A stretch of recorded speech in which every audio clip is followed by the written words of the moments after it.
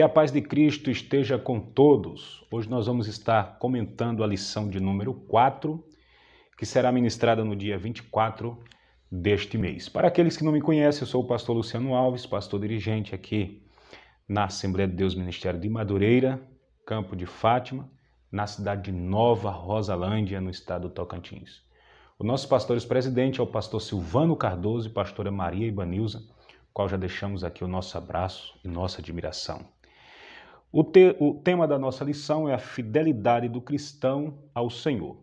O nosso texto áureo está em Esté, capítulo 3, versículo 1, que diz: Depois destas coisas, o rei Assuero engrandeceu Amã, filho de Amedata, Agagita, e o exaltou, e pôs o seu lugar acima de todos os príncipes que estava com ele.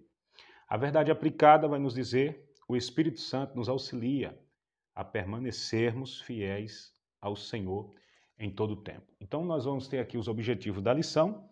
O primeiro objetivo é ensinar que a nossa fé é testada a todo momento.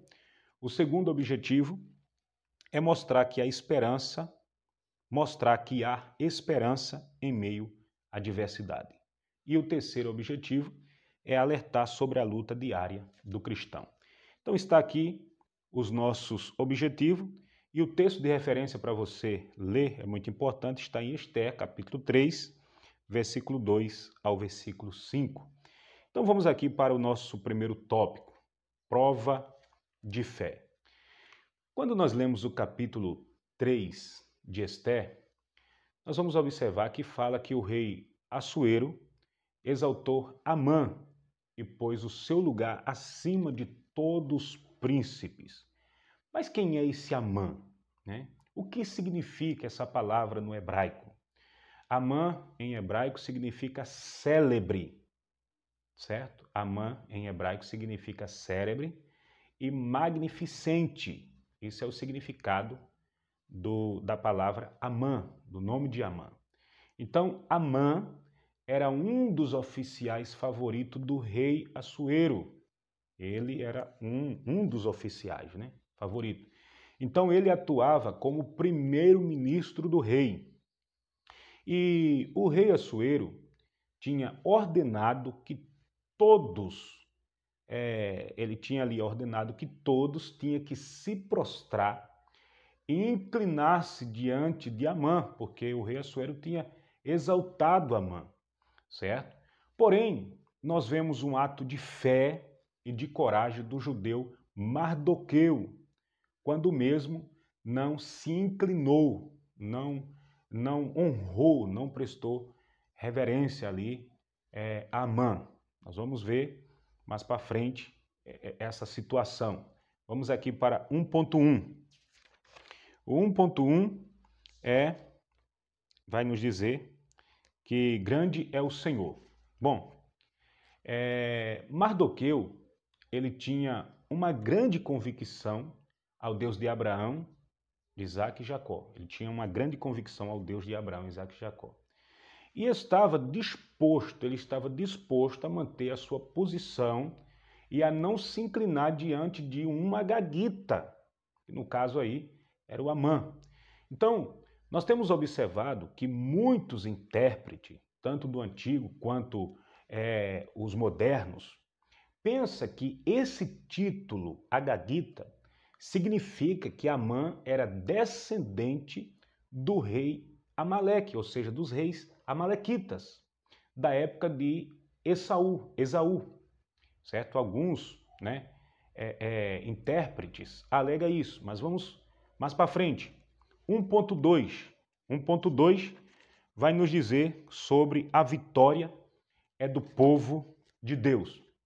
Então, como nós falamos, alguns intérpretes entendem que a recusa de Mardoqueu não se inclinar diante de Amã era pelo fato da inimizade existente entre os israelitas e os amalequitas.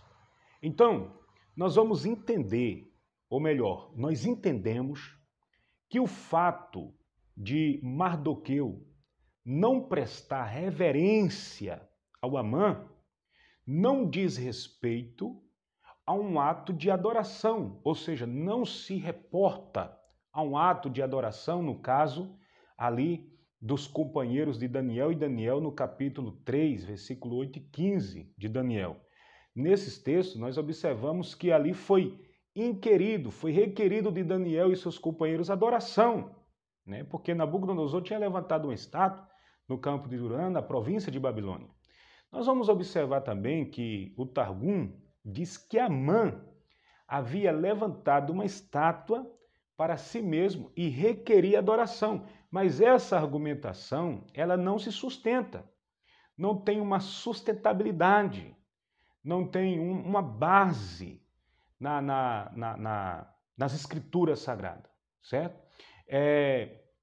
Nós vamos observar que o Mardoqueu, ele não estava evidenciando uma idolatria por recusar ali se submeter ao decreto. Não, isso aí não estava evidenciando esse ato de idolatria.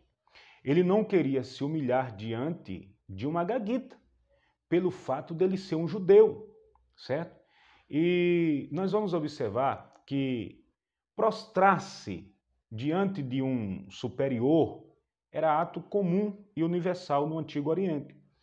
Então, vamos ver algumas referências bíblicas. Por exemplo, se você pegar 1 Samuel, no capítulo 24, versículo 8, nós vamos ver que Davi, ele se inclina e ele se prostra diante de Saul, certo?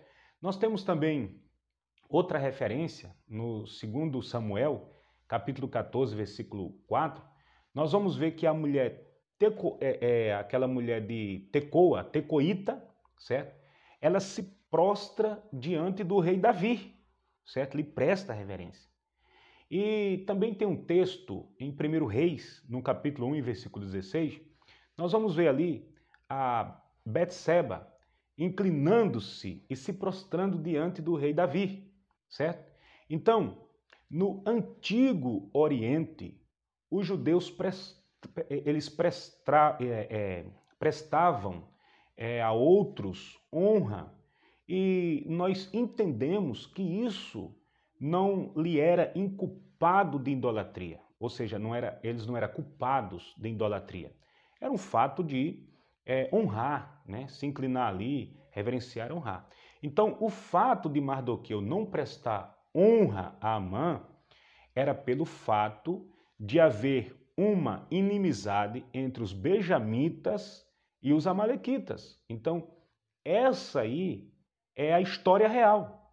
Então, nenhum benjamita que se prezasse se inclinaria diante de um antigo inimigo dos judeus. Então, esse era o motivo de Mardoqueu não se curvar, não prestar honra, não prestar reverência a Amã, certo?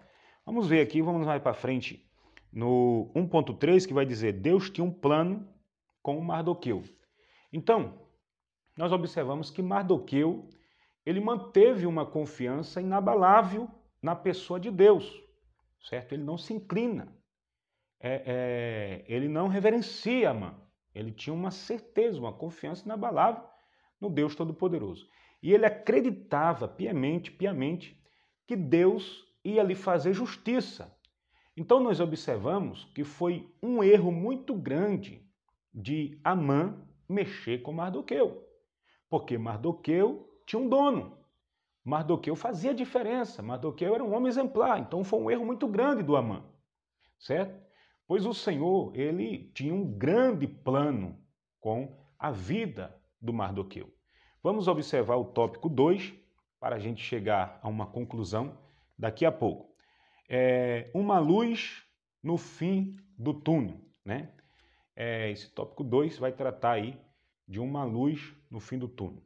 Então nós vamos observar que o Mardoqueu, ele se encontrava num momento em que parecia que tudo estava perdido diante do seu adversário ali, do seu rival, o Amã, né? Era como que se não houvesse uma luz no fim do túnel. Mas o que é que ele fez? ele demonstrou resistência diante da situação.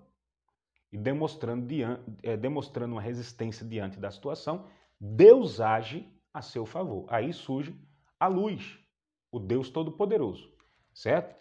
Vamos agora para o 2.1. O cristão é afrontado todos os dias. Então, vamos entender bem essa questão. Mardoqueu era um homem fiel ao Senhor, certo? E nós observamos que ele não fazia mal a ninguém, apenas cumpria sua posição como um servo fiel, como um servo honesto ao Senhor, Deus Todo-Poderoso. Então, quando um servo de Deus, ele age dessa forma, ele incomoda o inferno todo. E sempre Satanás vai se utilizar de alguém, vai influenciar a mente de alguém para ir de encontro à pessoa. Então, nós observamos que o cristão ele é afrontado por isso. Então, você observa a inveja e o ódio do Amã, certo? Que tinha ali do judeu Mardoqueu. Tudo isso porque Mardoqueu fazia diferença. Tudo isso porque Mardoqueu era diferente. Tudo isso porque Mardoqueu era luz. Então deixou Satanás perturbado, certo? Então Amã, com sua insana ira contra Mardoqueu e sua insubordinação, certo? Ele pensou agora que não seria suficiente atacá-lo, humilhá-lo ou até mesmo executá-lo só. Mas agora o Amã, ele planeja algo terrível que vai envolver o Mardoqueu e toda a comunidade judaica. E ele agora quer cometer um genocídio. O que é isso? Ele quer cometer um extermínio, tanto matando Mardoqueu como todo judeu. Porém, Mardoqueu estava confiante que Deus ia lhe dar o livramento, certo? Vamos mais para frente. 2.2. O momento de perseguição, né?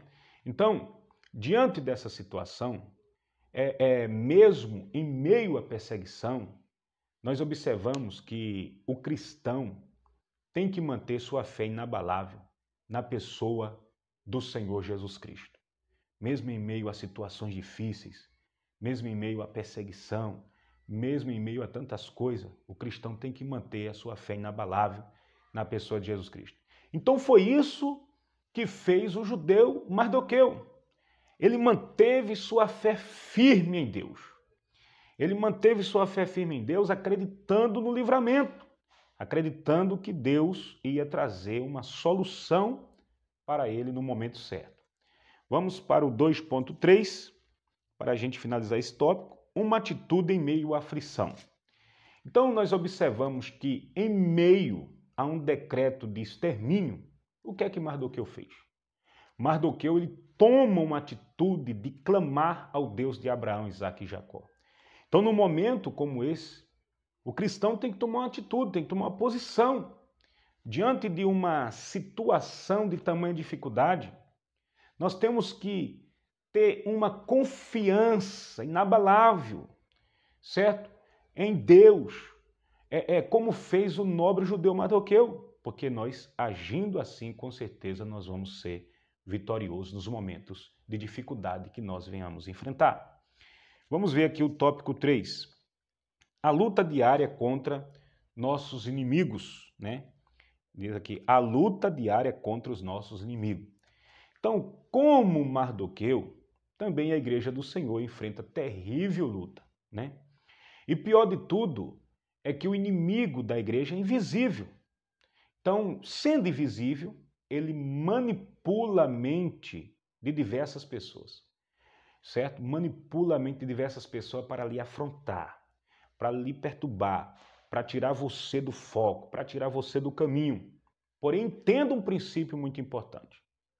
O apóstolo Paulo fala que a nossa luta não é contra carne e sangue, inspirado pelo Espírito Santo do Senhor, preso, escreve uma carta para os Efésios, para os Efésios, dizendo que a nossa luta não é contra carne e sangue, mas contra o inferno, certo? E para vencer, só no poder do nome do Senhor Jesus Cristo. Então, 3.1, uma missão e uma exposição. O que temos que fazer diante de uma situação como essa? Eu e você, nós temos uma missão, como o Mardoqueu ele tinha uma missão. Se eu e você não ter desejo de missão, há uma grande probabilidade que nós não nascemos de novo. Há uma grande probabilidade. Se esse desejo não tiver no nosso coração, há uma grande probabilidade que nós não nascemos de novo. Existem muitas pessoas como Amã, com ódio, com inveja, com ciúme, certo? Do crescimento do outro. Então, é preciso nos levantarmos como um arauto do rei, certo? E trazer uma exposição genuína que leve milhares de pessoas à cruz de Cristo. É preciso que isso aconteça. É preciso que nós venhamos tomar uma posição de servo, uma posição de homens e mulheres de Deus. 3.2. A igreja deve se manter firme a Cristo. Diante de situações extremas, a igreja tem que se manter firme diante do Senhor. Nós entendemos que o discípulo submisso à pessoa de Cristo, que Cristo é o cabeça da igreja, né? É o cabeça do corpo. Então, o discípulo ele tem que demonstrar vida piedosa. Então nós aprendemos com Mardoqueu que ser uma pessoa submissa não é ser só em momentos bons, certo? Mas em momentos de grandes dificuldades, em momentos onde se levanta muitas coisas, mas a submissão à pessoa do Deus Todo-Poderoso tem que continuar. Vamos finalizar agora, 3.3. 3.3. Nosso alvo é Cristo. Quando nós temos Cristo como nosso autor e consumador da nossa fé, nossa esperança sempre será firme nele. Por quê? Porque existe uma promessa. João, quando escreveu a primeira carta, 2,25, ele vai dizer que a promessa que o Senhor nos fez, a maior promessa, é promessa de vida eterna. É promessa de um dia nós morarmos com o Senhor. É promessa de um dia nós estarmos com o Senhor para sempre. Então nada pode substituir essa promessa da minha e da sua vida. Nada. Então vamos agir como agiu Mardoqueu. Em momentos difíceis, vamos tomar atitude, vamos clamar, vamos buscar o Senhor e Deus vai trazer uma resposta. Em momentos de situações que aos nossos olhos está parecendo que não tem solução, vamos manter nossa postura de servo fiel, servo íntegro à pessoa do Senhor, para que assim Deus venha fazer grandes coisas em nossa vida. Então esse foi o meu pequeno resumo do nosso comentário desta lição 4, que será ministrada no dia 24, a fidelidade do cristão ao Senhor. Então, diante de situações extremas, mantenha a sua fidelidade ao Senhor. Se você gostou do conteúdo, se inscreva no nosso canal, onde está aparecendo esse nome aí vermelho, inscreva-se. Inscreva no nosso canal, compartilhe esse vídeo, ative o sininho para que quando nós gravarmos outro vídeo você receba as nossas notificações. Que Deus abençoe sua vida, que Deus te guarde.